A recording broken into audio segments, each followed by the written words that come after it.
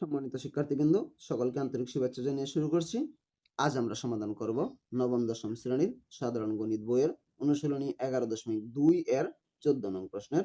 14 নং আমাদের কি দেওয়া আছে? একটি মাঠের জমিতে সেচের সুযোগ আসার আগে ও পরের ফসলের অনুপাত 4:7।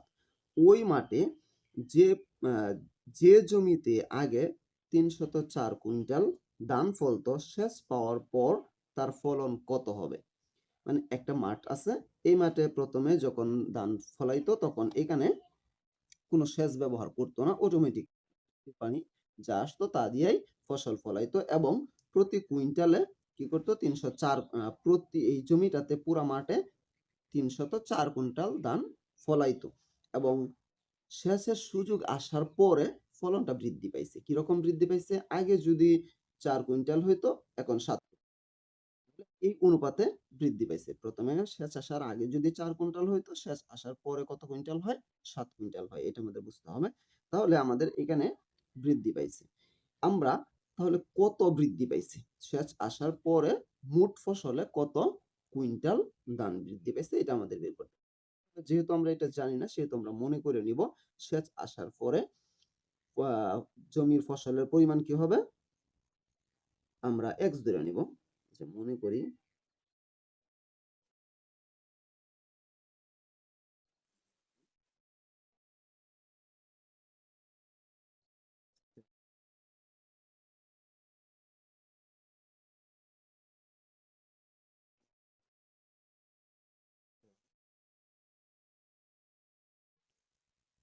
ফসলের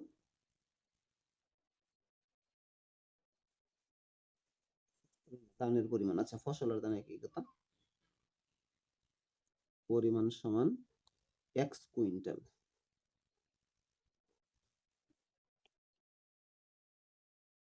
মনে করছি কি সেচের সুযোগ আসার পর ফসলের বা ধানের একটা লিখলেই হলো পরিমাণ কি হবে? x quintal.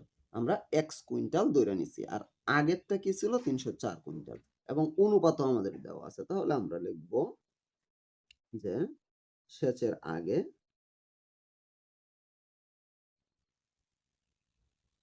সেচের আগে অনুপাত সেচের পরে সমান কি আছে আমাদের? 4:7। 4:7 সেচের আগে অনুপাত সেচের পরে 4:7, যেটা আমাদের দেওয়া ছিল, আমরা সেম জিনিসটা লিখলাম। এখন সেচের আগের পরিমাণ কত আছে আমাদের? 304। আমরা দিব এখানে বা 304 অনুপাত সেচের পরে কত? আমরা ধরে নিয়েছিলাম x, আমরা দিব x সমান 4:7 যা আছে তাই। এখন আমরা কি জানি? অনুপাতের প্রথম যেটা, এটা হচ্ছে আমাদের উত্তর রাশি এবং অনুপাতের পরে যেটা আছে এটা আমাদের পূর্ব রাশি। এটা উত্তর রাশি, এটা পূর্ব রাশি। তাহলে আমরা অনুপাতটা কি আকারে কাজ করে? ভাগ আকারে কাজ করে। তাহলে আমাদের উত্তর রাশি উপরে, পূর্ব রাশি পরে। 304 উপরে, x নিচে, এটাও সেম। 4 উপরে, 7 নিচে। নাম যদি মনে না থাকে, এটা একটা জিনিস মনে রাখবা, সামনেরটা উপরে, পরেরটা নিচে, সামনেরটা উপরে, পরেরটা নিচে। আর অনুপাত মানেই ভাগ, অনুপাত ভাগের মতো কাজ করে। এখন আমরা কি করব? এখানে আড়াআড়ি গুণ করব। x এর সাথে 4 গুণন দিব, 304 এর সাথে আমরা 7 গুণন দিব। আমাদের x গুণন 4 সমান কি হবে?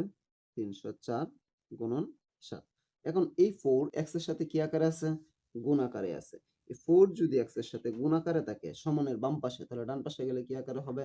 ভাগ আকারে হবে। আমরা দিব x সমান উপরে 304 গুণন 7, নিচে কত? 4। এখন আমরা কি দিব? বা x সমান এই 4 দ্বারা যদি আমরা 304 কে ভাগ করি, 4 দ্বারা যদি আমরা 304 কে ভাগ করি, তাহলে আমাদের কত হবে? 36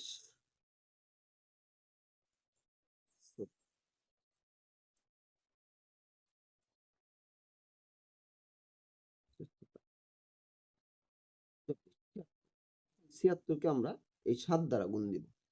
আমরা 4 দ্বারা 304 কে ভাগ করলে কত হয় 76 হয়, এবং 7 দ্বারা আমরা এটাকে গুণ দিব। 7 দ্বারা যদি আমরা এটাকে গুণ দেই তাহলে আমাদের হয় 500।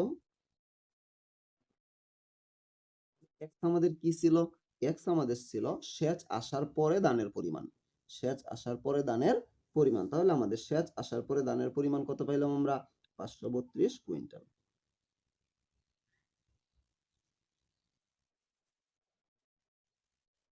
তাহলে আমরা কি লিখতে পারি?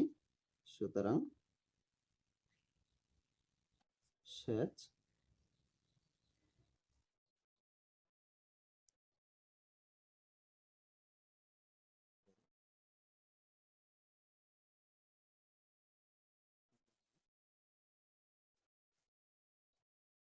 পরিমাণ সমান কত পেলাম আমরা?